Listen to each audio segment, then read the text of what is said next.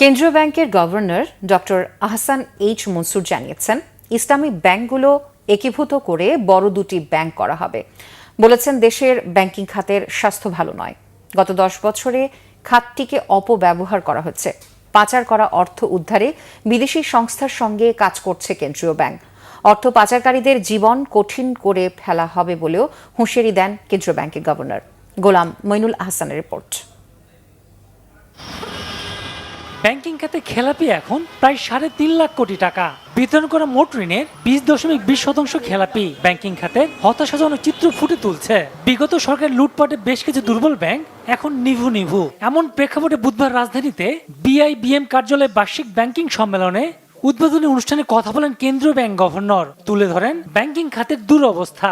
অ্যাবিউজের ভিতর দিয়ে গিয়েছে, কারণ আমরা কি দেখতে পাই, because of the governance failure, because of political interventions and so on, accumulation of large non-performing loans হয়ে গেছে আমাদের এখানে, যেটা ক্রমান্বয়ে বাড়ছে। Bank should be run by the board, but what is our interest is that board is doing the right job, management is doing the right job. Governor জানান, ইসলামী ব্যাংকগুলোকে একদম নতুন রূপে নেওয়া হবে। সব ব্যাংকগুলোকে একীভূত করে বড় দুটি ইসলামী ব্যাংক গড়ে তোলা হবে। Islamic banking will be completely reshaped.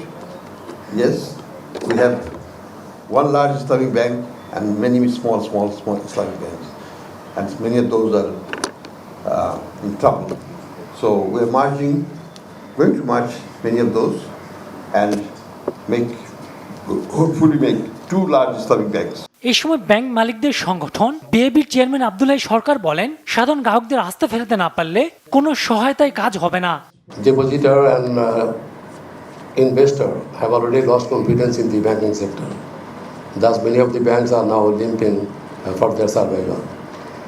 So, the present government, the Minister of Finance and Bangladesh Bank Governor and Bangladesh Bank Management is taking very strong steps to salvage those banks.